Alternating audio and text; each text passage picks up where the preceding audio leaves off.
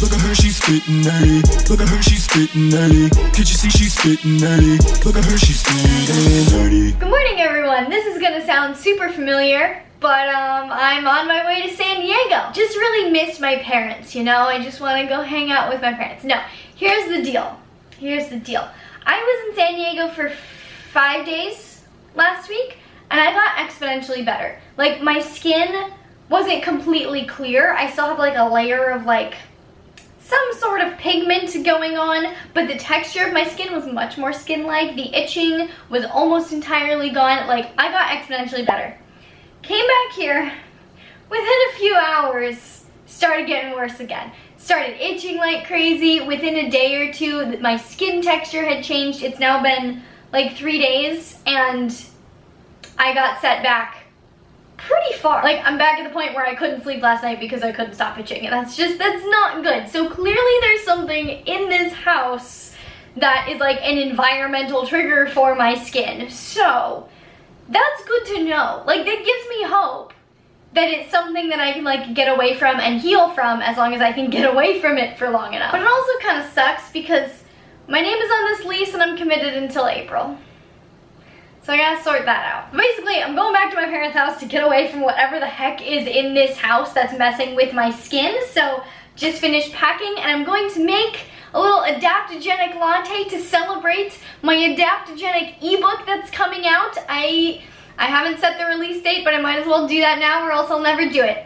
Monday at 12 p.m. PST is when I will put it live on sale. If you missed my last video where I talked about it, it's basically an extensive ebook. I think it's around 200 pages right now. I have a few tweaks to do that might affect my page count, but it's extensive. The first half is all of the science that does exist and doesn't exist behind adaptogens. I go into like what different adaptogens are good for, what adaptogens are, different studies that support certain benefits of adaptogens where the research is lacking, and then the second half is a ton of delicious adaptogenic recipes, from breakfasts to desserts to sauces to put on things.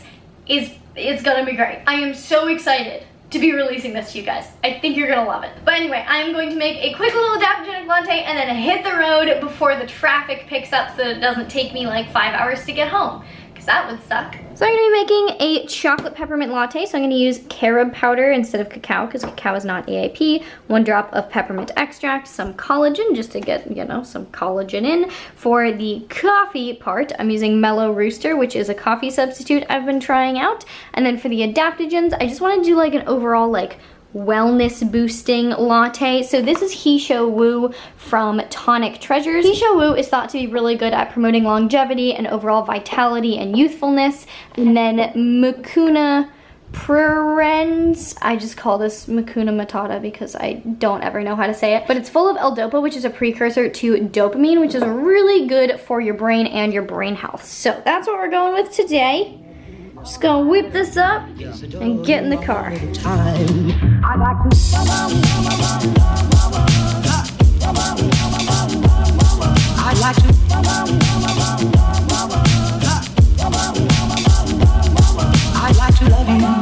Every day. Got my latte, got all my bags packed, so I think it's time to head to San Diego. Now that I'm home and have food, it is time for breakfast. It is quite late in the day, but thankfully I had my latte earlier, so I'm not fasted, but I'm definitely hungry. This is what I ended up with for breakfast. So I ended up taking a chicken breast, I chopped it up, and I cooked it up with some zucchini, squash, kale, and carrots. Oh, and riced cauliflower, and that's it.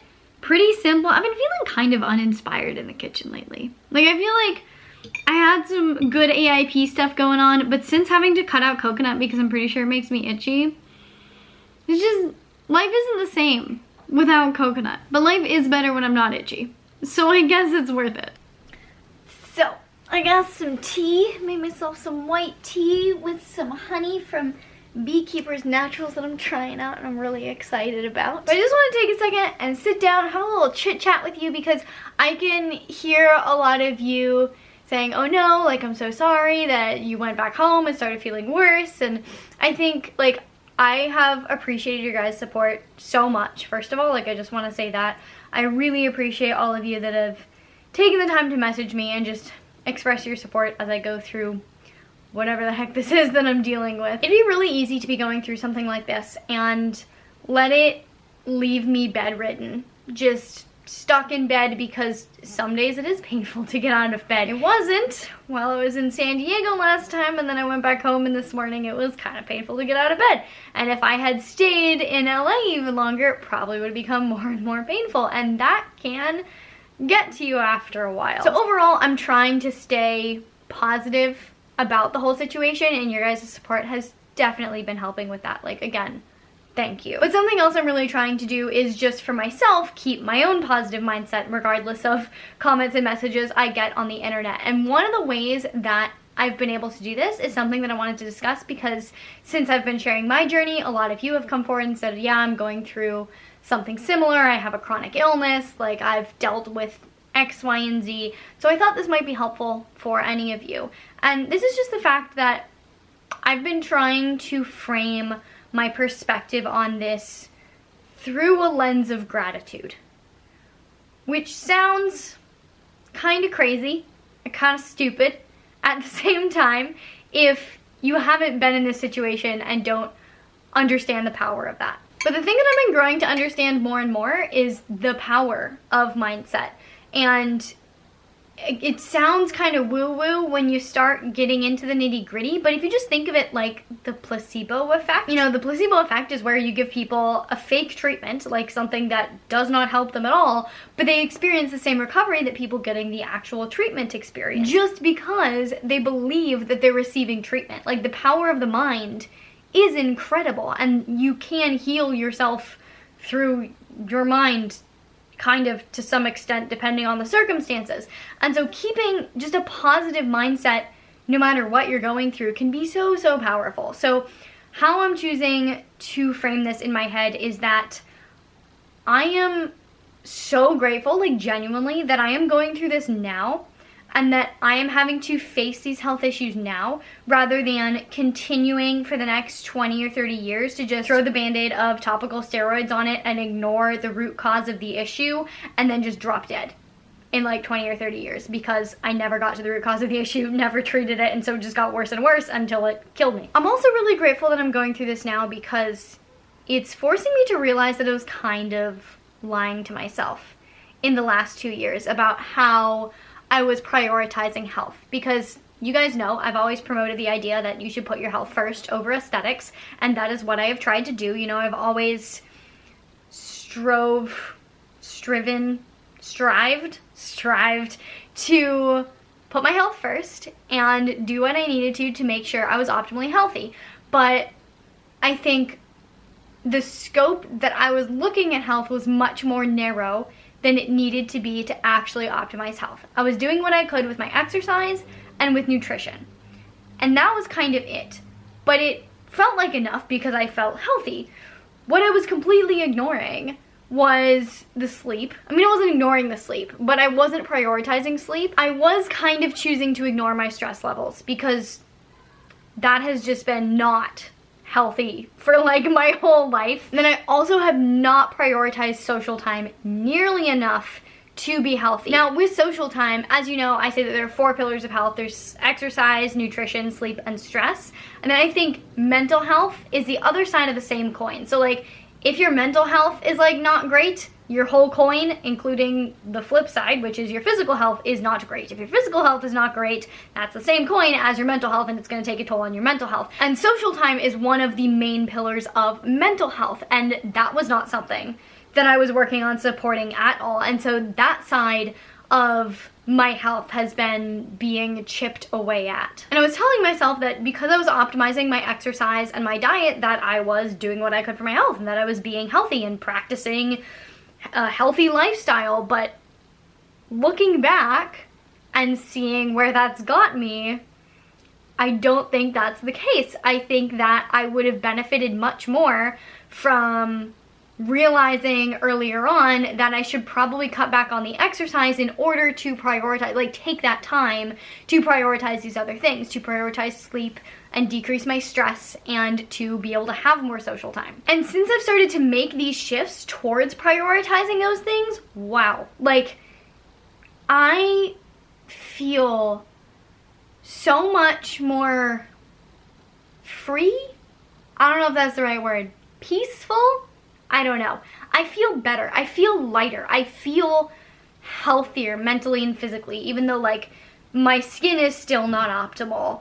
I can tell that I am on the right track with how I'm rearranging my lifestyle and the effort that I'm making to prioritize these other things that I wasn't prioritizing before. And I know that in the long run, building these habits now is going to be such a godsend. Like, this is why I'm genuinely grateful that I'm experiencing this now, is because it's forcing me to reevaluate my lifestyle and reevaluate where I'm placing my time and effort when it comes to my health. And it's really forcing me to realize that I was putting all of my time and effort into 2 things out of many that need to be prioritized when it comes to your health. And I don't think it was ever really intentional ignorance of these other factors that I wasn't prioritizing. I think it kind of snuck up on me. I never intentionally said, yeah, I'm just gonna focus on nutrition and exercise and everything else is stupid. It was more that at my healthiest, or at least when I felt like I was at my healthiest in my senior year of college, I did not have nearly as much stress because I had my classes, I had my work from classes. Once I was done with my work, I was done with my work. Now that I have YouTube as my job, there is no end to work. You can always do more work.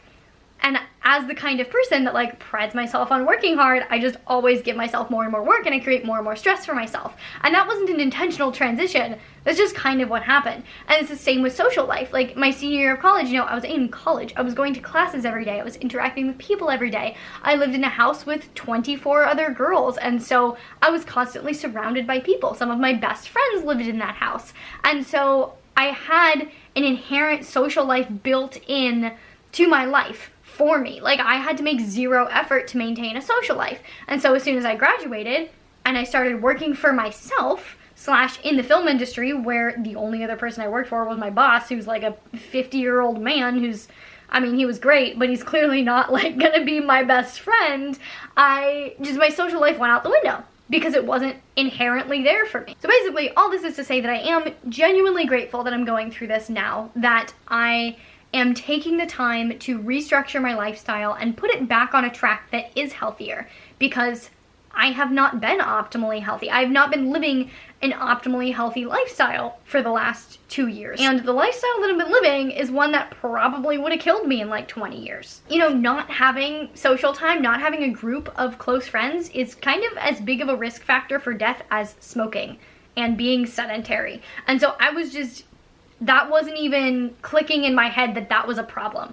And now that I've had to reevaluate my life because my health tanked, I've realized that that really is a problem and I should probably fix it. I should probably, you know, go make some friends, go hang out with my old friends, do the social thing. And that in the long run is going to help me live such a healthier, happier, more fulfilling life. So while day to day, hour to hour, this whole thing sucks when I'm scratching all my skin off, when it hurts to wake up in the morning, when life just generally sucks, but when I zoom out and look at the bigger picture, it's a blessing in disguise.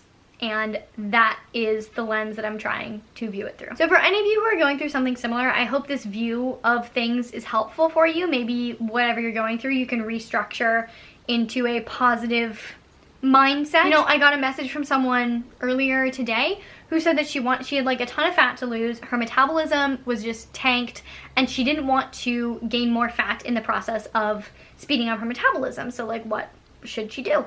And I basically said that, you know, you kind of need to take that step back, zoom out, not think of the day-to-day, hour to hour of, you know, how much it would suck to actually start gaining fat when you have a ton of fat to lose, but instead, you know, take that step back, zoom out, and think of the bigger picture. Think, you know, if you spend 6 months fixing your metabolism, how much easier it's gonna be to lose all that fat in the long run. Always going to be easier to look at things in a positive mindset if you take that step back.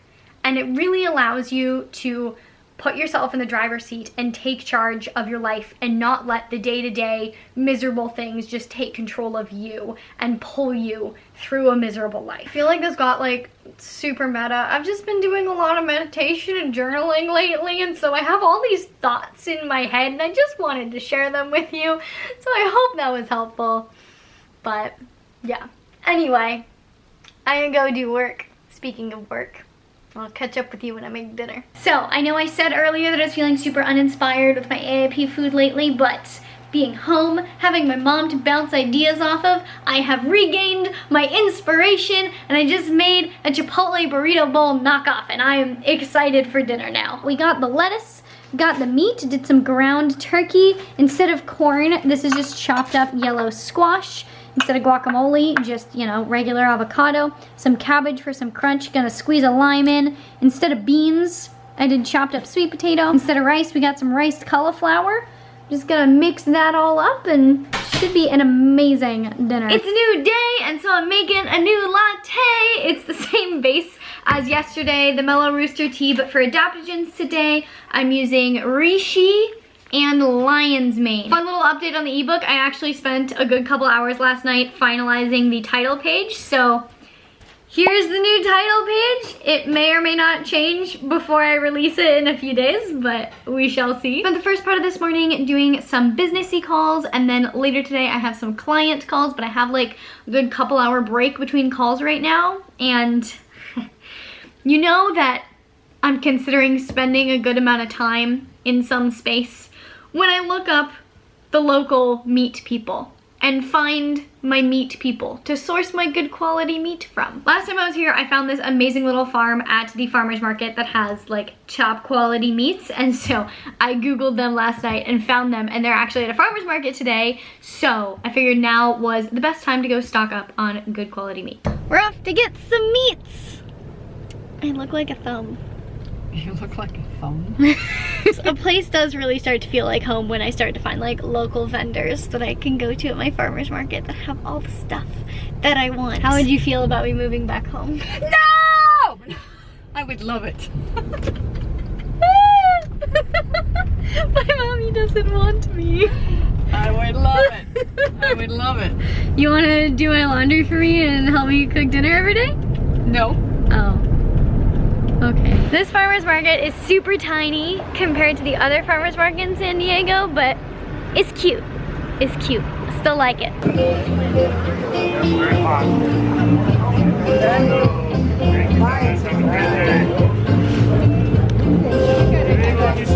So I got myself a little acai bowl at the farmer's market. I've been kind of avoiding like massive amounts of fruit altogether just because I'm trying to stay low on my sugar intake, but I also realized that my mom and I were wanting to go for a walk, and if we go for a walk, I'm not gonna have time to also go home and make breakfast before my calls, and so I wouldn't eat breakfast until like 6 p.m.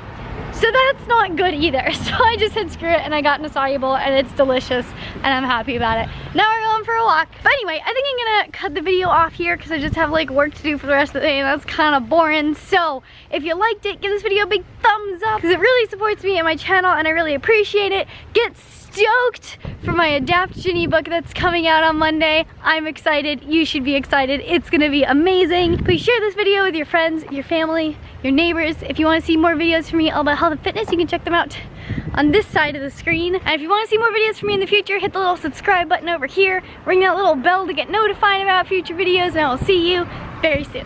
Bye.